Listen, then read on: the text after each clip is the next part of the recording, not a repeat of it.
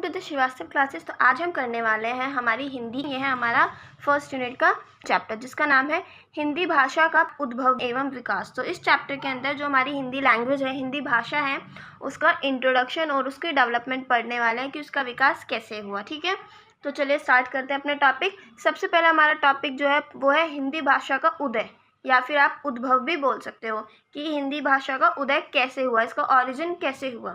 तो हिंदी 5 उपभाषाओं, अब ये जो 5 उपभाषा थी ये थी पश्चिमी हिंदी, पूर्वी हिंदी, राजस्थानी, पहाड़ी और बिहारी।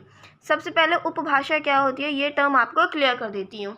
किसी भाषा के ऐसे विशेष रूप को बोलते हैं, यानी कि जो उपभाषा होती है ये किसी भाषा का एक ऐसा विशेष रूप होता है जिसे एक समुदाय के लोग इस्तेमाल करते हैं। यानी कि उस टाइम पे जो ये भाषाएं थी, ये जो 5 भाषाएं थी, किसी एक पर्टिकुलर एरिया के लोग इन भाषाओं का इस्तेमाल करते थे। तो ये क्या हो गई उपभाषा। देखो, अगर उसका बहुत मतलब बहुत बड़े एरिया के लोग, यानी बहुत बड़े लेवल पर किसी भाषा का इस्तेमाल किया जा रहा है तो वो भाषा हो जाती है। उपभाषा यहाँ पे आ गई, यानी कि एक ऐसी भाषा जिसका इस्तेमाल छोटे लेवल पे किया जा रहा है, किसी पर्टिकुलर समुदाय के लोग उसका इस्तेमाल कर रहे हैं, तो वो हो जाती है उपभाषा।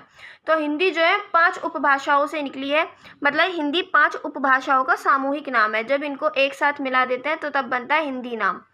तो वो 5 उपभाषाएं हैं पश्चिमी हिंदी, पूर्वी हिंदी, राजस्थानी, पहाड़ी और बिहारी। ठीक है ना।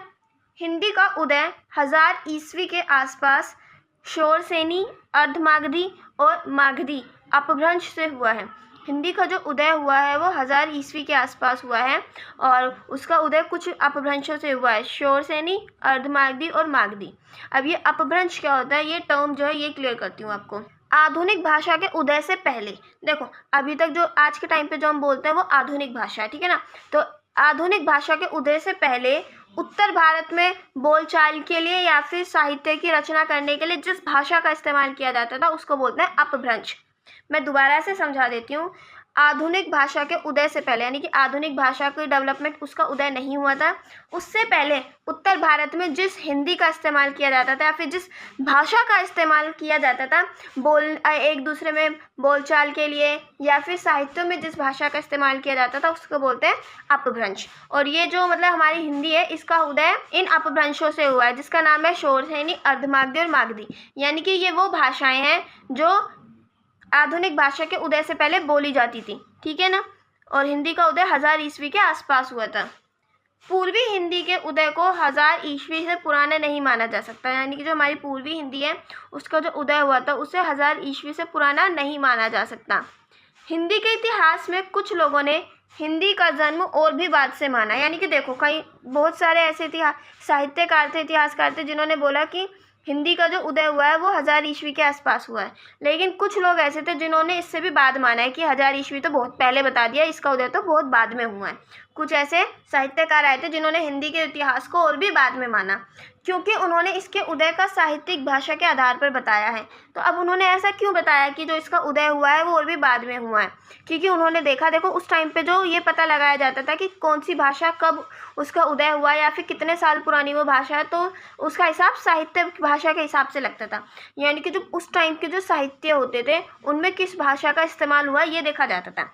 अगर उन्होंने देखा हिंदी का इस्तेमाल कौन से टाइम के साहित्य से हुआ है, सोचो वो 1000 साल पहले के उन्होंने वो देखे, उन्होंने 1000 ईस्वी वाले साहित्य देखे, उसमें उन्हें हिंदी मिल गई और उससे पहले वाले साहित्य में उन्हें हिंदी नहीं मिली, तो उन्होंने बोल दिया हिंदी का उदय 1000 साल मतलब 1000 ईस्वी में हुआ था। लेकिन ऐसे ही कुछ लोगों का मानना है कि जो हिंदी का जन्म हुआ था वो 1000 ईस्वी में ना होकर इसके बाद हुआ था। और उन्होंने इसका आधार किसको माना था, साहित्यिक भाषा को, कि उन्हें जो साहित्य मिले थे 1000 ईस्वी के बाद जो उन्हें साहित्य मिले थे उसके अंदर हिंदी का इस्तेमाल हुआ था, उससे पहले वाले साहित्यों में नहीं हुआ था। बल्कि देखो यहाँ पे मैंने एक पॉइंट लिखा हुआ है, बल्कि जब भी किसी भाषा का उदय होता है तो उसका इस्तेमाल साहित्य में तब किया जाता है जब उस भाषा में प्रौढ़ता आ जाती है और उसका रूप निखर जाता है और वो बहुस्वीकृत हो जाती है, तब उसका उपयोग साहित्यकार अपनी कला में करता है। यानी कि देखो अब जैसे कि कुछ साहित्यकार थे जिन्होंने बोला कि हिंदी का उदय बाद में हुआ है, तो उन्होंने किस बेस पे बोला, साहित्यिक भाषा के बेस पे बोला। लेकिन अब एक पॉइंट यहाँ पे मैं ये बोलती हूँ कि किसी भी भाषा का जो इस्तेमाल है साहित्यकार तब उसको अपने साहित्य में उसका इस्तेमाल करते थे जब वो जो लैंग्वेज थी वो काफ़ी प्रौढ़ हो जाती थी, यानी कि वो लैंग्वेज काफ़ी मतलब थोड़ी बहुत पुरानी हो जाती थी, उसका रूप निखर जाता था, यानी वो लैंग्वेज क्लियर हो जाती थी, समझाने लायक, उसका रूप निखर जाता था और वो बहुस्वीकृत हो जाती थी, यानी कि लोग उसे स्वीकार कर लेते थे। तो तब जाके किसी भी लैंग्वेज का इस्तेमाल साहित्यकार अपनी कला में करते थे। तो अब हम बोल सकते हैं कि यानी कि जब से साहित्य में उसका इस्तेमाल हुआ है, हिंदी उससे पहले उदय हो चुका था हिंदी का, क्योंकि यार उसको टाइम लगा होगा मैच्योर होने में, अपना रूप निखारने में, और लोगों ने टाइम लगाया होगा हिंदी को एक्सेप्ट करने में। तो यानी कि हिंदी का जो उदय था वो उससे पहले हुआ था, लेकिन उसका जो इस्तेमाल था वो काफ़ी टाइम बाद हुआ है, इसीलिए उसके इस्तेमाल के हिसाब से बोला गया है कि हिंदी का उदय 1000 ईस्वी के आसपास हुआ था। तो नेक्स्ट पॉइंट है मैडम, इस तरह अगर हिंदी का साहित्य 1150 ईस्वी में भी मिले हो तो भी उसका उदय जो है हम 1000 ईस्वी को ही माना जाएगा, क्योंकि इसका सबूत तभी से मिला है। यानी कि देखो मैंने अभी आपको बताया था किसी भी लैंग्वेज को तब उसको कोई भी साहित्यकार अपनी कला में उसको तब यूज़ करता है जब वो लैंग्वेज थोड़ी मैच्योर हो जाती है और वो निखर जाती है और उसको लोग स्वीकार कर लेते हैं। तो अगर हमें हिंदी का जो साहित्य है वो 1150 ईस्वी में भी मिलते हैं तो भी हम उसका 1000 ईस्वी को ही उसका उदय मानेंगे, क्योंकि यार इससे पहले मतलब कि उसको टाइम तो लगा होगा ना मैच्योर होने में, तो इसलिए हमने उससे पहले के थोड़े टाइम को माना है कि उसका उदय तब हुआ था। और इसके सबूत भी तभी से मिलने हमें थोड़े बहुत शुरू हो गए थे। देखो ज़्यादा सबूत तो नहीं मिले, मतलब ज़्यादा साहित्यकारों ने हिंदी का इस्तेमाल नहीं किया था, लेकिन फिर भी थोड़े बहुत ने करना शुरू कर दिया था। तो इसलिए हम कह देंगे कि जो हिंदी का उदय है वो 1000 ईस्वी के आसपास हुआ था। ठीक है, अब नेक्स्ट जो हमारा टॉपिक है वो है विकास और इतिहास। अब हम देखेंगे हिंदी का विकास और इतिहास पर देखने वाले हैं। हिंदी भाषा को विकसित होते हुए 1000 वर्ष हो गए हैं। देखो जो हमारी हिंदी भाषा है आज के टाइम पे उसको विकसित होते हुए, डेवलप होते हुए उसको 1000 वर्ष हो गए हैं, 1000 साल हो गए हैं। तो इन 1000 वर्षों के इतिहास और विकास को 3 भागों में बांटा गया है। अब यानी कि जो 1000 वर्षों का पूरा इसकी हिस्ट्री और इसकी डेवलपमेंट है, इसको 3 पार्ट्स के अंदर डिवाइड कर दिया। आदिकाल, मध्यकाल और आधुनिक काल, यानी कि 3 टाइम्स के अंदर इनको डिवाइड कर दिया। अब सबसे पहले हम देखते हैं आदिकाल। तो आदिकाल का जो टाइम है वो 1000 से लेके 1500 ईस्वी तक का आता है, यानी कि इस टाइम के बीच में जो था वो आदिकाल चल रहा था। तो इस काल में हिंदी भाषा जो थी अपने अपभ्रंश से बहुत मेल खाती थी, क्योंकि इसका उदय ही इससे हुआ था। देखो मैंने अभी आपको बताया था हिंदी का जो उदय हुआ था वो अपभ्रंश से हुआ था। और अपभ्रंश क्या होते हैं? अपभ्रंश होती है वो लैंग्वेज जो आधुनिक भाषा के उदय से पहले बोली जाती थी, यानी कि आज के टाइम पे जो हम लैंग्वेज यूज़ करते हैं उसके उदय से पहले जो लैंग्वेज बोली जाती थी, जिसका इस्तेमाल साहित्य में किया जाता था, वो होती है अपभ्रंश। तो इस काल में जो हिंदी थी वो अपनी अपभ्रंश से बहुत ज़्यादा मेल खाती थी, क्योंकि देखो उसका विकास, उसके जो उदय हुआ था वो ही अपभ्रंशों से हुआ था। और अगर आप किसी चीज़ की डेवलपमेंट करनी शुरू कर रहे हो और आपने किसी चीज़ को बेस बनाया है, तो शुरू में तो जो आपने जिस चीज़ की डेवलपमेंट किया वो मेल तो खाएगी ना थोड़ी बहुत, क्योंकि आपका बेस ही, आपने अपभ्रंश को बनाया, आपका बेस ही मतलब इस चीज़ का आपने बेस बनाया है। तो जो हिंदी थी वो अपभ्रंश से बहुत ज़्यादा मेल खाती थी। नेक्स्ट हम देखेंगे आदिकाल की हिंदी की विशेषताएं। तो आदिकाल में जो हिंदी थी उसकी कुछ विशेषताएं, उसके कुछ कैरेक्टरिस्टिक्स हम देखेंगे। तो देखो जो विशेषताएं थी उनको हमने 4 पॉइंट्स में डिवाइड किया है: ध्वनि, व्याकरण, शब्द भंडार और साहित्य में प्रयोग। तो विशेषताओं को पढ़ने के लिए हमने 4 टॉपिक्स बनाए हैं। अब सबसे पहले हम देखते हैं ध्वनि। तो इस काल में मुख्यतः उन्हीं ध्वनियों, ध्वनि यानी कि स्वर व्यंजन, जो आज के टाइम पे आप देखते होंगे अ से लेके अनाखाली तक जो होते हैं वो स्वर होते हैं, और मतलब यार मैं कंफ्यूज इन में, और का से लेके जो ज्ञानी तक होते हैं वो सब व्यंजन होते हैं। तो जो आदिकाल था उसकी हिंदी में मेनली उन्हीं स्वरों का इस्तेमाल किया गया था जो अपभ्रंश में मिलते हैं, यानी कि जिन स्वरों का इस्तेमाल, जिन स्वर और व्यंजनों का इस्तेमाल अपभ्रंश में किया जाता था, उन्हीं स्वर और व्यंजन का इस्तेमाल, उन्हीं ध्वनियों का इस्तेमाल आदिकाल की हिंदी में भी किया जाता था। अब इसके अंदर कुछ डिफ्रेंशिएट बता देती हूँ मैं, यानी कि आदिकाल की हिंदी में और जो अपभ्रंश की हिंदी थी, यानी कि उसके पहले की जो हिंदी थी, उसमें क्या क्या डिफरेंसेस थे। तो वो आते हैं, अपभ्रंश में केवल 8 स्वर थे। क्या थे? केवल 8 स्वर थे। वो थे आ ई उ ए ओ ई। तो ये 8 जो थे वो स्वर थे जो अपभ्रंश में थे, और ये स्वर जो थे ये बहुत ही ज़्यादा महत्वपूर्ण स्वर थे उस टाइम पे। लेकिन आदिकाल में जो थे 2 नए स्वर और विकसित हो गए, वो थे ए औ। तो ये 2 स्वर थे जो आदिकाल में विकसित हो गए। दूसरा पॉइंट है हमारा च छ ज झ। ये जो थे संस्कृत, पाली और अपभ्रंश में ये स्वर व्यंजन थे, यानी कि क्या थे? संस्कृत, पाली और अपभ्रंश, ये 3 लैंग्वेज थी जिनके अंदर ये स्वर व्यंजन थे। और आदिकाल हिंदी में ये स्पर्श संघर्षी हो गए। देखो स्वर व्यंजन तो आपको पता होंगे, और आदिकाल हिस्ट्री मतलब आदिकाल की जो हिंदी थी इन्हें स्वर व्यंजन ना कहकर स्पर्श संघर्षी कह दिया। स्पर्श संघर्षी क्या होते हैं? यानी कि वो वाले जो होते हैं ना, कि वो वाले स्वर व्यंजन होते हैं जिन्हें बोलते वक्त, देखो अगर आप इन्हें बोलोगे च छ ज झ, तो क्या होगा, आपके मुंह में ऊपर वाला जो तलवा होता है, शायद जिसे आप जबड़ा बोलते हो या फिर दांत बोलो, आपकी जीभ जो होगी उससे टच होगी, और उससे टच होने के बाद आपके मुंह से एक हवा, मतलब हवा बाहर आएगी। तो जब हम किसी शब्द को बोलते हैं और हमारी जीभ ऊपर वाले दांत से या फिर हमारे जबड़े से टच हो जाए और उसके बाद हवा बाहर आए हमारे मुंह से, उसको बोलते हैं स्पर्श संघर्षी।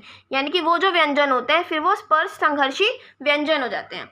तो आप च छ ज झ को बोल के देखो, जब आप इन्हें बोलोगे तो आपका जो जीभ है वो ऊपर टच होगी और आपको उनके बोलने, उस टच होने के बाद आपके मुंह से एक हवा निकलेगी, जैसे च छ ज झ बोल के देखोगे तो हवा निकलेगी आपके मुंह से, ठीक है ना।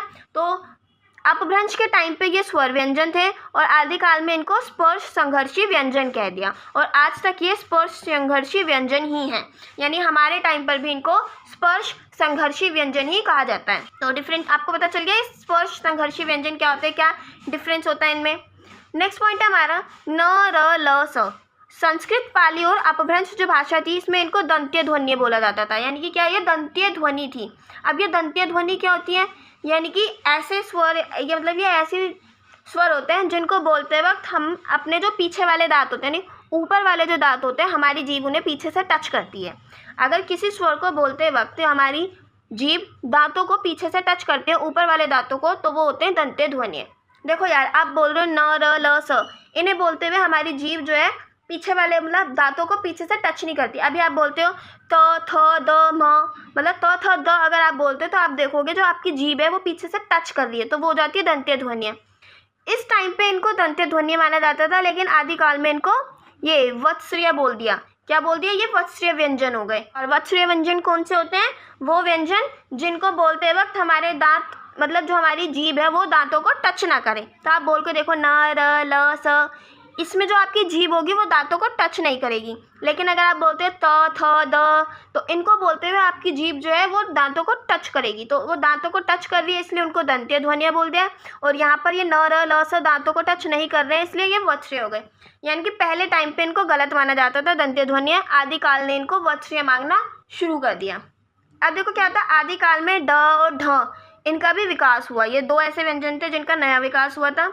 और न म ल पहले संयुक्त व्यंजन थे, यानी कि जो न ल म हम बोलते हैं आज के टाइम पे वो पहले संयुक्त व्यंजन थे। और संयुक्त व्यंजन क्या होते हैं, जो दो स्वर या फिर दो व्यंजन के जुड़ के मतलब उनके जुड़ने से बनते हैं। देखो इसमें ना और हा जुड़ गया, इसमें माँ और हा, इसमें ला और हा, तो ये जुड़े हुए हैं, ठीक है ना। तो ये होगा संयुक्त व्यंजन।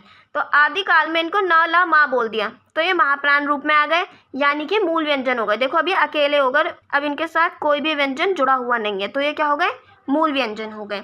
और जब इनके साथ ये जुड़े हुए थे हा, तो ये क्या हो गए थे, संयुक्त व्यंजन।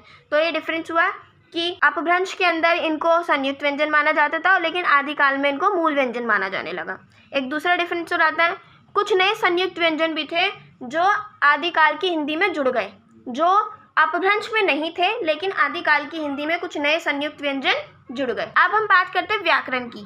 मैंने आपको बताया था कि हम आदिकाल की हिंदी की जो मतलब विशेषताएं पढ़ेंगे उनको 4 कैटेगरीज के अंदर डिवाइड करेंगे: ध्वनि, व्याकरण, शब्द भंडार और साहित्य में प्रयोग। ध्वनि हमने देख लिया, अब हम देखेंगे व्याकरण। तो उस टाइम की जो हिंदी थी, अब उसके व्याकरण की कुछ विशेषताएं पढ़ते हैं। तो देखो 1500 ईस्वी के आते आते हिंदी जो थी वो अपने पैरों पर खड़ी हो गई थी, यानी कि हिंदी की जो व्याकरण थी अब वो थोड़ी थोड़ी अलग होने लग गई थी, वो अपने पैरों पर खड़ी होने लग गई थी। अब उसे अपभ्रंश की व्याकरण की ज़रूरत नहीं थी, और अपभ्रंश में कई तरह से अलग हो गई थी अपभ्रंश से। तो हमारा ये पॉइंट बोलता है कि 1500 ईस्वी के आते आते हिंदी अपने पैरों पर खड़ी हो गई थी, वो अपभ्रंश से काफ़ी हद तक अलग हो गई थी। नेक्स्ट पॉइंट है हमारा, आदिकालीन हिंदी की जो मतलब आदिकालीन हिंदी का व्याकरण अपभ्रंश व्याकरण से कई बातों में अलग है। यानी कि ये इनकी जो ग्रामर है, जो आज के मतलब उस टाइम पे जो आदिकालीन हिंदी की ग्रामर थी और उससे पहले की हिंदी या फिर उससे पहले की भाषा की जो व्याकरण थी, वो एक दूसरे से काफ़ी बातों में अलग हैं। जैसे कि अब मैंने बताया किन किन बातों में ये अलग है। तो अपभ्रंश जो है वो वियोगात्मक होते हुए भी एक सीमा तक संयोगात्मक भाषा थी। अब देखो यार, ये मुझे नहीं समझ आया मतलब कि ये वियोगात्मक या फिर संयोगात्मक को मैं आपको कैसे समझाऊं, बट मैं फिर भी कोशिश करती हूँ। देखो वियोगात्मक का मतलब होता है अपने आप में अलग, यानी कि अपभ्रंश अपने आप में एक अलग व्याकरण थी उस टाइम पे, लेकिन फिर भी काफ़ी हद तक वो संयोगात्मक थी। लेकिन जो आदिकालीन हिंदी थी, यानी कि आदिकाल टाइम की जो हिंदी थी, वो संयोगात्मक रूप धीरे धीरे उसमें कम होता चला गया और उसकी जगह वो वियोगात्मक रूप लेती चली गई। यानी कि अब वो उसकी जो हिंदी थी वो किसी के साथ मिलकर नहीं, मतलब उस हिंदी में किसी का मिश्रण नहीं था, वो अपने रूप मतलब वो बिल्कुल डिफरेंट होती चली गई थी, सबसे अलग होती चली गई थी, उसने वियोगात्मक रूप लेना शुरू कर दिया था। तो ये पॉइंट आपको क्लियर हुआ।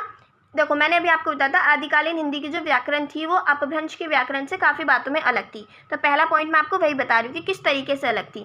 तो अपभ्रंश की जो हिंदी थी वो वियोगात्मक होते हुए भी संयोगात्मक थी, यानी कि वो अपने आप में डिफरेंट थी, लेकिन फिर भी वो काफ़ी हद तक संयोगात्मक भाषा थी। संयोगात्मक यानी कि उसके अंदर दूसरी भाषाओं का भी मिश्रण था। लेकिन आदिकालीन हिंदी जो थी उसने संयोगात्मक रूप को कम कर दिया उसमें धीरे धीरे, यानी कि उसमें किसी भाषा का मिश्रण नहीं था, वो धीरे धीरे अपने आप में बिल्कुल एक अलग भाषा बन गई, उसने वियोगात्मक रूप ले लिया। नेक्स्ट पॉइंट है हमारा, आदिकालीन व्याकरण में वाक्य रचना शब्द क्रम निश्चित होने लगा था। यानी कि देखो आदिकालीन व्याकरण जो थी इसमें अब क्या आने लगा था, अगर हमें वाक्य बनाना है, मुझे लिखना है मेरा नाम नीरू है, तो अब इस टाइम पे क्या होता, वाक्य रचना के लिए शब्द क्रम निश्चित हो गया था कि हाँ मैं मेरा पहले लिखूंगी, फिर नाम लिखूंगी, फिर मेरा नाम जो भी है मतलब नीरू है तो है बाद में लिखूंगी। तो एक जो शब्द क्रम था, यानी कि किस नंबर के हिसाब से मैं शब्दों का इस्तेमाल करूंगी वाक्य बनाने के लिए, वाक्य की रचना करने के लिए, तो वो निश्चित हो गया था कि अब हमें पता लगने लग गया था कि अब हमें वाक्य की रचना करनी किस तरीके से है। तो वो आदिकालीन व्याकरण में वाक्य रचना के जो शब्द क्रम थी वो निश्चित होने लगा था। तीसरा है अपभ्रंश में नपुंसकलिंग, जो हमारे देखो लिंग जो होते हैं, लिंग आपने सुने होंगे ना हिंदी में, लिंग जो होते हैं वो 3 प्रकार के होते हैं, पुल्लिंग, स्त्रीलिंग और नपुंसकलिंग। देखो नपुंसकलिंग का कहीं इस्तेमाल हम नहीं करते हैं, मतलब करते हैं लेकिन आप इतना ज़्यादा नहीं करते हैं, पुल्लिंग और स्त्रीलिंग का ज़्यादा करते हैं। तो अपभ्रंश में क्या होता था, नपुंसकलिंग जो थी इसका प्रयोग काफ़ी किया जाता था, बल्कि आदिकाल में इसका जो प्रयोग था वो पूरी तरीके से ख़त्म ही हो गया था। यानी कि नपुंसकलिंग जो थी वो सिर्फ आज के टाइम पे हमारे लिए सिर्फ पढ़ने के लिए रह गई है, हम उसका इतना इस्तेमाल नहीं करते हैं, और आदिकाल में तो इसका इस्तेमाल पूरी तरीके से ख़त्म ही हो गया था। अब हम देखते हैं शब्द भंडार। तो देखो शुरू में आदिकालीन हिंदी का जो शब्द भंडार था वो अपभ्रंश जैसा ही था, क्योंकि देखो मैंने आपको बताया था जो आदिकालीन हिंदी थी यानी कि इस टाइम पे जो हिंदी थी उसका उदय ही अपभ्रंश से हुआ था। अब देखो जिस चीज़ से उसका उदय हुआ है वो बिल्कुल उससे थोड़ी बहुत तो मैच खाएगी ना, अब एकदम डिफरेंट तो नहीं बना सकते एकदम से। तो जो उसका शब्द भंडार था वो काफ़ी हद तक उसके जैसा ही था, लेकिन बाद में उसमें कुछ बदलाव आए। अब वो बदलाव क्या है, तो देखो मुसलमानों के आने से, आपने सुना होगा हमारे भारत में ये अकबर, खिलजी वगैरह ये सब मतलब काफ़ी सारे मुसलमान आए थे, तो उनके आने से कुछ पश्तो, फारसी, अरबी, तुर्की शब्द जो थे वो हिंदी में आ गए। तो इनके आने से कुछ ऐसे शब्द थे इन भाषाओं के जो हमारी हिंदी में आ गए। अब वो क्या शब्द थे, काजी, नूर, अल्लाह, सोर, गाजी, शमशेर, खून, मीर आदि। अब ये कुछ ऐसे शब्द थे जो हमारी हिंदी में जुड़ गए। आज के टाइम पे तो मुझे तो इस वक्त पे जो पता है काजी और गाजी, खून, इन्हीं सब का पता है जो मैंने यूज़ किए हैं, आदि तो मैंने कुछ यूज़ किए ही नहीं है। नेक्स्ट हमारा भक्ति आंदोलन की शुरुआत हो गई थी। देखो उस टाइम पे भक्ति आंदोलन की शुरुआत हो गई थी, जिसकी वजह से तत्सम शब्दावली जो थी वो बढ़ने लगी थी। अब ये तत्सम शब्दावली क्या होती है, तो सबसे पहले मैं आपको ये समझा दूँ, ठीक है। देखो संस्कृत के अंदर कुछ ऐसे वर्ड थे जिनका यूज़ किया जाता था, यानी संस्कृत के अंदर जिन वर्ड्स का यूज़ किया जा रहा है उनको डायरेक्ट हिंदी में यूज़ कर लेना, उनमें कोई बदलाव ना करना, तो ऐसे शब्दों को बोलते हैं तत्सम शब्दावली। जैसे कि आपने हिंदी में सुना होगा एक वर्ड मैंने बोल दिया तुअम। देखो मैं एग्जाम्पल के तौर पे दे रही हूँ फ्रेंड्स, मुझे संस्कृत बिल्कुल भी नहीं आती है, ठीक है ना, मुझे बस 4-5 शब्द संस्कृत के पता है, मैं उन्हीं से आपको समझा रही हूँ। जैसे कि मैंने बोल दिया तुअम, अगर आप इस शब्द का इस्तेमाल डायरेक्ट हिंदी में इसी रूप में कर लो, यानी तुअम के रूप में कर लो, तो ये हो जाता है तत्सम शब्द, ठीक है ना। और अगर आप तुअम को चेंज करके तुम कर देते हो और फिर इसका इस्तेमाल करते हो तो वह हिंदी की शब्दावली हो गई। तो यहाँ पे बात चल रही है तत्सम शब्दावली की, यानी कि संस्कृत के ऐसे शब्द जिनका इस्तेमाल ज्यों का त्यों कर लिया जाता है हिंदी में। तो भक्ति आंदोलन की शुरुआत के कारण तत्सम शब्दावली जो थी वो बढ़ने लगी थी। थर्ड है भक्ति आंदोलन और मुसलमान शासन का असर जो था वो समाज पर पड़ने लगा था, जिसकी वजह से क्या हुआ था, कुछ पुराने शब्द जो थे वो हिंदी से निकाल दिए गए, यानी कि काफ़ी सारे ऐसे शब्द थे जो काफ़ी पुराने हो गए थे, उन्हें हिंदी से निकाल दिया और उनकी जगह पे कुछ नए शब्द ले लिए गए। तो जो नए शब्द लिए गए वो मैंने आपको बता दिए थे, और जो पुराने शब्द थे यानी कि ऐसे शब्द जिनका पहले अपभ्रंश में इस्तेमाल किया जाता था, लेकिन अब उन्हें आदिकालीन हिंदी जो थी, आदिकाल के टाइम की जो हिंदी थी, उन्होंने अपने शब्द भंडार में से उन शब्दों को निकाल फेंका कि अब तुम यूजलेस हो गए, हमारे किसी काम के नहीं बचे, तुम शब्द हम तुम्हें इस्तेमाल करना ही बंद कर देंगे, तो उन्होंने उन्हें निकाल फेंका। तो अब हम फोर्थ देखेंगे साहित्य में प्रयोग। तो देखो इस काल में मेनली जो था डिंगल, मैथिली, अवधी, ब्रज, दक्षिणी और मिश्रित भाषा का इस्तेमाल किया जाता था इस टाइम पे साहित्यों में। और हिंदी का जो प्रयोग था वो कुछ साहित्यकारों द्वारा किया गया था। मैंने अभी आपको पहले भी बताया था कि ज़्यादा साहित्यकारों ने हिंदी का इस्तेमाल एकदम से शुरू नहीं किया, धीरे धीरे शुरू किया। तो कुछ साहित्यकारों ने हिंदी का इस्तेमाल किया था, वो थे गोरखनाथ, विद्यापति, नरपति, नालह, कबीर और शाह मीराजी। तो ये कुछ ऐसे साहित्यकार थे जिन्होंने हिंदी का इस्तेमाल किया था। तो मैंने आपको आदिकाल की हिंदी बता दी। मैंने भी आपको बताया था हिंदी का जो इतिहास और विकास था उनको 3 कैटेगरीज में बांटा था, आदिकाल, मध्यकाल, आधुनिक काल। आदिकाल हम पढ़ चुके हैं, अब हम पढ़ेंगे मध्यकाल। तो जो मध्यकाल था 1500 ईस्वी से 1800 ईस्वी तक का समय था, उसको बोलते हैं मध्यकाल। अब इस काल की हिंदी की कुछ विशेषताएं पढ़ते हैं। अब मैंने आपको ऊपर एक और पॉइंट बताया था, विशेषताओं को हम 4 कैटेगरीज में पढ़ेंगे, ध्वनि, शब्द भंडार, व्याकरण और साहित्य में उसका प्रयोग। तो अब एक एक करके पढ़ते हैं। सबसे पहले पढ़ते हैं ध्वनि। तो देखो इस काल में आकर जो ध्वनि का क्षेत्र था उसमें 2-3 बातें ज़रूरी हुई, यानी कि 2-3 चेंजेस काफ़ी मेन हुए। जैसे कि उच्च वर्ग और नौकरी पेशा लोग जो थे उनके अंदर फारसी का प्रसार हुआ। मैंने अभी आपको ऊपर बताया था मुसलमान जो लोग थे वो आए थे, जिनके आने से फारसी, अरबी, तुर्की, पश्तो कुछ ऐसी भाषाएं थी जो हमारे भारत देश में आई। तो जिनकी वजह से क्या हुआ, उनका इतना असर पड़ा अमीर लोगों पे, यानी कि उच्च वर्ग के लोगों पे, और जो नौकरी पेशा लोग थे उन पे फारसी का बहुत ज़्यादा असर पड़ा और फारसी का प्रचार हो गया। जिसके कारण क्या हुआ, क, ख, ग, ज, फ, ये जो 5 नए व्यंजन थे वो हिंदी में जुड़ गए। अगर किसी शब्द के अंत में मूल व्यंजन है तो आ लुप्त हो गया, मतलब राम का उच्चारण राम होने लगा। तो अब ये पॉइंट मेरा क्या बोलता है, देखो मैंने आपको बताया था अभी जो मध्यकाल की हिंदी है उसकी ध्वनि में 3-4 चेंजेस हुए थे। अब वो मैं आपको बता रही थी। पहले वाले मैंने आपको बताया था लोगों पे फारसी का असर होने लगा था, तो जिसकी वजह से कुछ 5 व्यंजन हिंदी में जुड़ गए थे। अब मैं आपको बता रही हूँ कुछ ऐसे शब्द थे जो मतलब जिनके अंत में मूल व्यंजन है। मूल व्यंजन यानी कि सिंगल जो होते हैं, न, र, ल, प, आखिरी में, ठीक है ना, ऐसे मूल व्यंजन हो तो उनके अंत में जो आ होता था वो लुप्त हो गया, यानी कि वो खत्म हो गया। देखो अब यहाँ पे दिखाती हूँ मैं आपको एग्जाम्पल। देखो यहाँ पे मैंने लिया एग्जाम्पल रहमा। तो पहले अगर आप इसे तोड़ के लिखोगे तो र, अ, म, अ, ठीक है ना। अब ये म के नीचे लिखा है यानी कि अ आएगा। तो अगर इसके आगे वाला जो शब्द है वो एक मूल शब्द है तो क्या होएगा, आ हट जाएगा, आ लुप्त हो जाएगा। तो हम इसे कैसे लिखेंगे, र, अ, म, ठीक है ना। तो इसका उच्चारण भी बदल गया, पहले इसको बोलते थे राम और अब बोलने लग गए राम, ठीक है। तो ये एक एग्जाम्पल था जो मैंने अभी आपको समझाया। तो इसमें बोला मैंने अगर किसी शब्द के अंत में मूल व्यंजन है जो मैंने अभी आपको दिखाया तो आ लुप्त हो गया, मतलब कि रामा का उच्चारण राम होने लगा। अब बोलते हैं भक्त जैसे शब्द जो थे जहाँ पर आ से पहले संयुक्त व्यंजन आता है, यानी कि देखो अब ये भक्त है, इसके अंदर देखो ये क्या आ रहा है, ये संयुक्त व्यंजन आ रहा है, यानी कि 2 व्यंजन इसमें जुड़े हुए हैं। इसे तोड़ के लिखेंगे तो भ, अ, क, त, अ। तो देखो आ से पहले क्या हो रहा है, एक संयुक्त व्यंजन आ रहा है, क, त, ठीक है ना। इससे पहले एक संयुक्त व्यंजन आ रहा है, तो इसमें क्या हो रहा है, आ नहीं हट रहा है, आ यहाँ का यही है, आ लुप्त नहीं हो रहा है। तो यही मैंने इसमें बताया है। भक्त जैसे शब्दों में जहाँ आ से पहले संयुक्त व्यंजन आता है तो वहाँ आ बना रहा, वहाँ से लुप्त नहीं हुआ। कुछ स्थितियों में ऐसा भी हुआ, यानी कि कोई अक्षर है उसके आ का अंत में आ का लोप होने लगा, जैसे कि जप्ता की जगह जुप्ता होने लगा। अब नेक्स्ट हमारा पॉइंट है, कुछ परिस्थितियों में क्या हुआ, ह के पहले अगर आ है, यानी कि देखो ह से पहले आ है, मैंने बोला अहम, ठीक है ना। ह से पहले क्या आ गया, आ गया। तो अब क्या हुआ, उस आ को ए जैसा बोला जाने लगा, तो इसको क्या बोलते हैं हमने, हेम। तो ऐसा उस टाइम पे ऐसा होने लगा था। अब बात करते हैं हम व्याकरण की। तो व्याकरण के क्षेत्र में भी 3 बदलाव आए थे।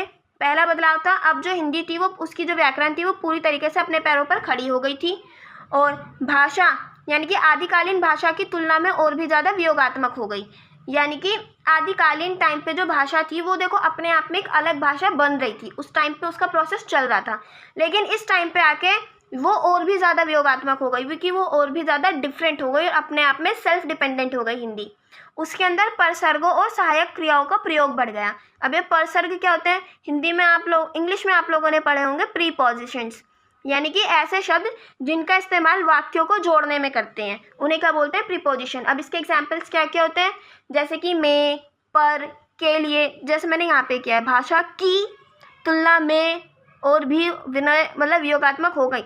तो ये की और में जो है ये मेरी प्रीपोजिशन है, मैंने इनका इस्तेमाल क्यों किया है, अपने वाक्य की रचना करने के लिए। तो उस टाइम पे परसर्गों का इस्तेमाल होने लगा था, और सहायक क्रिया यानी कि हेल्पिंग वर्ब्स जो आप पढ़ते होंगे, जैसे खेलने के लिए हम क्या हेल्पिंग वर्ब यूज़ करते हैं, प्ले, इंग्लिश में बता रही हूँ मैं आपको, ठीक है ना। तो ऐसे सहायक क्रियाओं का इस्तेमाल जो था वो बढ़ गया था इस टाइम पे। थर्ड पॉइंट है हिंदी वाक्य रचना जो थी वो फारसी वाक्य रचना से प्रभावित होने लगी थी। मैंने अभी आपको बताया था पहले वाले पॉइंट पे कि फारसी आ गए थे, तो जिसकी वजह से क्या होता है हिंदी वाक्य रचना फारसी वाक्य रचना से प्रभावित होने लगी और हिंदी वाक्य रचना में की जो शब्द होता है जो आज के टाइम पे हम यूज़ करते हैं इसका प्रयोग होने लगा। नेक्स्ट हम देखेंगे अब शब्द भंडार। तो देखो इसमें भी काफ़ी बदलाव आए, तो अब इसको हम कैसे देखेंगे कि क्या क्या बदलाव आए, एक एक करके पढ़ते हैं। तो इस काल में लगभग 5000 से ज़्यादा शब्द जो थे वो हिंदी में जुड़ गए। अब देखो विदेशी शब्द यानी कि जो हिंदी में पहले नहीं थे दूसरी भाषाओं से लिए गए हैं, ठीक है। तो कुछ 5000 से ज़्यादा विदेशी शब्द हिंदी में जुड़ गए। अब वो थे फारसी से लिए गए थे लगभग यहाँ पे मैंने लगभग के लिए यूज़ किया इनके अप्रोक्स 3500 जो शब्द थे वो फारसी से लिए गए, अरबी से लिए गए 2500 शब्द, पश्तो से लिए गए 125 शब्द, यानी कि 5000 से ज़्यादा शब्द थे वो इन भाषाओं से लिए गए और फारसी के कुछ मुहावरे जो थे वो भी हिंदी में जुड़ गए। दूसरा है भक्ति आंदोलन जो था वो अपनी चरम सीमा पर पहुंच गया था, जिसके कारण तत्सम शब्दों का जो अनुपात था वो भाषा में और भी बढ़ गया, यानी कि संस्कृत के शब्दों का जो यूज़ था वो हिंदी में और भी ज़्यादा होने लगा। थर्ड पॉइंट है कुछ पुर्तगाली, स्पेनी, फ्रांसीसी और अंग्रेजी शब्द भी हिंदी में जुड़ गए, तो इन भाषाओं के भी कुछ जो शब्द थे वो हिंदी में जुड़ गए। अब नेक्स्ट हम पढ़ेंगे साहित्य में प्रयोग। तो इस काल में अवधी और ब्रज भाषा में विशेष रूप से साहित्य रचा गया। तो इस काल में अगर मैं बोलूँ अवधी और ब्रज भाषा इन दो भाषाओं में बहुत ज़्यादा साहित्य जो थे वो लिखे गए। फिर बाद में दक्षिणी, उर्दू, डिंगल, मैथिली और खड़ी बोली में भी साहित्य की रचना हुई इस वाले काल के अंदर, मध्यकाल के अंदर। लेकिन कुछ जो इस काल के जो मुख्य साहित्यकार थे वो थे जयसी, सूर, मीरा, तुलसी, बिहारी, देवभूषण, नुसरती, वजही, बली आदि। तो ये कुछ ऐसे साहित्यकार थे जो इस टाइम पे जिन्होंने साहित्य की रचना करी। तो इस टाइम पे अवधी ब्रज भाषा में हुए और दक्षिणी, उर्दू, डिंगल, मैथिली और खड़ी बोली में साहित्य की रचना की गई। नेक्स्ट है अब हमारा आधुनिक काल। तो जो हमारा आधुनिक काल था वो 1800 ईस्वी से लेकर अब तक चल रहा है, ठीक है। तो अब इसकी कुछ विशेषताएं मैं आपको बता देती हूँ। सबसे पहले वही ध्वनि को देखते हैं। तो इस काल में ध्वनि के क्षेत्र में बहुत सारी ज़रूरी बातें जो थी वो घटी, बहुत सारे चेंजेस हुए इसमें। तो अंग्रेजी शिक्षा के प्रचार के कारण, तो देखो अंग्रेजी शिक्षा का प्रचार होने लगा था, क्यों? क्योंकि अंग्रेज भारत में आ गए थे। तो क्या हुआ था, अंग्रेजी शिक्षा का प्रचार होने लगा और जिसके कारण वो जो ध्वनि थी इसका ये हिंदी में जुड़ गई, जैसे कि कॉलेज, डॉक्टर, ऑफिस, कॉफ़ी ऐसे शब्दों का इस्तेमाल होने लगा हिंदी में भी। और अंग्रेजी के प्रचार के कारण कुछ नए संयुक्त व्यंजन जैसे कि ड्र ये हिंदी में जुड़ गए। बहुत सारे मतलब कुछ नए संयुक्त व्यंजन थे, ड्र और भी थे प्र, तो ये हिंदी में जुड़ गए। स्वतंत्रता के बाद क ख ग के प्रयोग में कमी आई। तो देखो जैसे हमारा भारत स्वतंत्र हुआ तो क ख ग जो था इन व्यंजनों के प्रयोग में कमी आई, बल्कि ज और फा इनका जो प्रयोग है वो आज भी चल रहा है और उतने ही जोरों शोरों से होता है। नेक्स्ट है आधुनिक काल में किसी भी शब्द के अंत में आ का उच्चारण या फिर प्रयोग नहीं किया जाता। देखो मैंने अभी आपको पिछले में बताया था मध्यकाल में क्या हुआ, अगर कोई संयुक्त यानी कि कोई मूल व्यंजन है तो उसके पीछे आ का इस्तेमाल हट गया, लेकिन अगर यहीं कोई संयुक्त व्यंजन है, जैसे भक्त में ये संयुक्त व्यंजन था तो आ का इस्तेमाल जो था वो चल रहा था। लेकिन आधुनिक काल आते आते क्या हुआ, अब चाहे वो संयुक्त व्यंजन हो या फिर पूरा मूल व्यंजन हो, आ का उच्चारण या फिर इस्तेमाल पूरी तरीके से खत्म हो गया। नेक्स्ट हमारा पॉइंट कहता है आधुनिक काल में ए और औ के संबंध में 3 बातें हुई, यानी कि इससे रिलेटेड कुछ बातें चली। तो क्या हुआ, जो पश्चिमी हिंदी क्षेत्र के लोग थे वो इसका उच्चारण मूल स्वर के रूप में करते थे, यानी कि ए ओ, वो ऐसे बोलते थे इसको ए और ओ। पश्चिमी हिंदी क्षेत्र के लोग ए ओ बोलते थे, लेकिन पूर्वी हिंदी में जो था इसको आई औ ये इस रूप में, इसको संयुक्त स्वर के रूप में इसको बोला जाता था, आई औ, तो इसको ऐसे बोला जाता था ओ। और नैया, व्याकरण, कौवा जैसे शब्दों में, यानी कि पश्चिमी और पूर्वी दोनों हिंदी में इसको ए औ का उच्चारण जो था वो आई औ के रूप में किया जाता था। देखो यहाँ पे कर रहे ए औ और यहाँ पे क्या जा रहा है आई औ, तो इसके रूप में इसका उच्चारण किया जाता था। तो ये कुछ डिफरेंसेस आ गए। अब बात करते हैं इसके व्याकरण की, ठीक है। तो हिंदी जो थी वो पूरी तरीके से वियोगात्मक भाषा बन गई, यानी पूरी सेल्फ डिपेंडेंट हो गई थी हिंदी, अब उसे किसी की ज़रूरत नहीं थी, हिंदी हो गई थी। आधुनिक काल में ब्रज, अवधी, भोजपुरी जैसी कई ऐसी बोलियां थी जिनका जो व्याकरण था वो भी स्वतंत्र हो गई, यानी कि इनका खुद की एक व्याकरण बन गई, ब्रज, अवधी, भोजपुरी। तो अब इन्हें भाषा कहा जाना मतलब इन्हें भी भाषा कहा जा सकता है इस टाइम पे आके। पहले क्या होता था, ये कुछ बोलियां थी। बोलियां यानी कि ऐसी लैंग्वेज जो किसी पर्टिकुलर एरिया में बोली जा रही है कुछ लोगों द्वारा। इसको हर कोई नहीं समझ पाता, सिर्फ वही समझ पाते थे। लेकिन आज के टाइम पे इनकी जो ग्रामर है वो भी अपने पैरों पे खड़ी हो गई है, उनका भी अस्तित्व स्वतंत्र हो गया है। तो अब इन्हें भी भाषा कहा जा सकता है। तो इसलिए हम बोलते हुए ब्रज भाषा, अवधी भाषा, भोजपुरी भी आज के टाइम पे एक लैंग्वेज बन चुकी है। नेक्स्ट पॉइंट है हमारा, हिंदी का जो स्वरूप है वो स्थिर हो चुका है और इसमें आचार्य महाप्रसाद द्विवेदी का मुख्य हाथ रहा है। यानी कि हिंदी को स्थिर बनाने में आचार्य महाप्रसाद द्विवेदी ने बहुत ज़्यादा अहम भूमिका निभाई है। हिंदी भाषा जो है वो अंग्रेजी से बहुत ज़्यादा प्रभावित हुई है और इसमें कीजिए की जगह करिए, मुझे की जगह मेरे को, तुझ में की जगह तेरे में जैसे नए रूप जो है और नए वाक्य रचना का प्रयोग बढ़ता जा रहा है। यानी कि अब हिंदी में नए नए रूपों का इस्तेमाल किया जा रहा है, नए नए शब्दों का इस्तेमाल किया जा रहा है और वाक्य रचना बनाने के यानी वाक्य को रचना करने के जो तरीके हैं इसमें भी काफ़ी चेंजेस होते जा रहे हैं। अब हिंदी अपने आप में काफ़ी डेवलप होती जा रही है। अब बात करते हैं हम शब्द भंडार की। तो देखो 18 से 1850 ईस्वी तक टाइम तक शब्द भंडार जो था वो मध्यकाल जैसा ही था। यानी कि जिस तरीके से मध्यकाल में जिन शब्दों का इस्तेमाल किया जाता था उन्हीं शब्दों का इस्तेमाल किया जाता था। लेकिन 1850 से 900 तक अंग्रेजी और तत्सम शब्दों का प्रयोग ज़्यादा हो गया, क्योंकि देखो अंग्रेज आ गए और भक्ति आंदोलन जो था वो अपनी चरम सीमा पर था, जिसकी वजह से तत्सम शब्दों का उपयोग जो था वो भी बढ़ गया।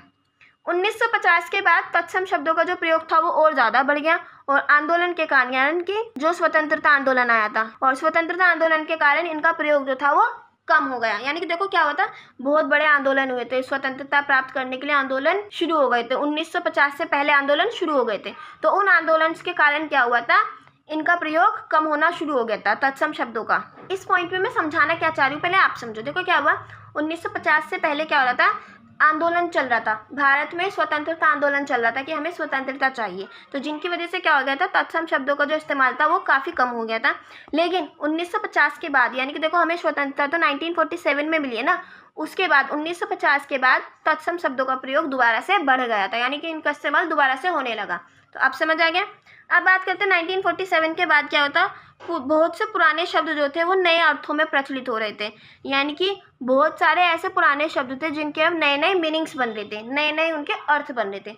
जैसे कि सदन, ये जो सदन शब्द था ये अब राज्यसभा और लोकसभा के लिए इसका इस्तेमाल किया जाने लगा था। सदन शब्द का इस्तेमाल ये काफ़ी पुराना शब्द था जिसका मतलब अब लोकसभा और राज्यसभा को दर्शाने के लिए किया जाने लगा। साहित्य में नाटक, उपन्यास, कहानी, कविता की भाषा बोलचाल के काफ़ी निकट आ गई। और क्या हुआ, अब जो साहित्य लिखे जा रहे थे उनके अंदर जो नाटक, उपन्यास, कहानी, कविता, इन सब की जो भाषा थी वो आम लोगों की बोलचाल की भाषा के काफ़ी निकट थी। यानी कि अब जो साहित्यकार जिस भाषा का इस्तेमाल करते थे वो ऐसी भाषा का इस्तेमाल कर देते जो हम लोग समझ सके, जिस भाषा को हम बोलचाल में इस्तेमाल करते हैं। हिंदी जो थी अब विज्ञान, वाणिज्य आदि की भी भाषा बन गई थी। यानी कि विज्ञान में और बिजनेस की जो लैंग्वेज होती है उसमें हिंदी का इस्तेमाल होने लगा था, इसलिए इसे पारिभाषिक शब्दों की भी खूब ज़रूरत पड़ी। यानी कि अब इसका इस्तेमाल इसमें भी होने लगा था, तो इसको कुछ ऐसे पारिभाषिक शब्दों की ज़रूरत पड़ी। तो अनेक शब्द जो थे वो अंग्रेजी और संस्कृत से लिए गए। क्या हुआ, तो ऐसे बहुत सारे शब्द थे जो अंग्रेजी और संस्कृत से सीधे सीधे उठा लिए गए हिंदी की शब्द भंडार को बढ़ाने के लिए। अब दूसरा था फिल्माना और घुसपैठिया शब्द जो थे इनका इस्तेमाल होने लगा था। यानी कि ऐसे कुछ नए शब्द आने लग गए थे अब हिंदी में। अब बात करते हैं हम साहित्य में प्रयोग। तो इसमें आता है आधुनिक काल जो था वो राजनीति का काल है। आप सबको पता है उस टाइम पे मतलब 1947 के बाद क्या हुआ था, राजनीति जो थी वो बहुत ज़्यादा बढ़ गई थी। तो इसलिए भारतीय राजनीति के केंद्र दिल्ली की भाषा यानी कि खड़ी बोली को साहित्य में जगह दी गई। देखो ये राजनीति से रिलेटेड काल था, तो इस टाइम पे राजनीति का जो केंद्र था दिल्ली थी और दिल्ली की भाषा क्या थी, खड़ी बोली। तो अब साहित्य में खड़ी बोली को जगह दी जाने लगी और यही खड़ी बोली जो थी हमारी राजभाषा भी बन गई। तो ये वाला जो चैप्टर था हमारा फर्स्ट चैप्टर, हमारी फर्स्ट यूनिट का, तो फ्रेंड्स ये कंप्लीट हो चुका है। अगर आपको इससे रिलेटेड कोई भी डाउट है तो आप मुझे कमेंट कर सकते हैं, मैं आपका डाउट क्लियर करूँगी। और अगर आपको वीडियो पसंद आती है तो please like, share and subscribe the channel. Thanks for watching, see you in the next video.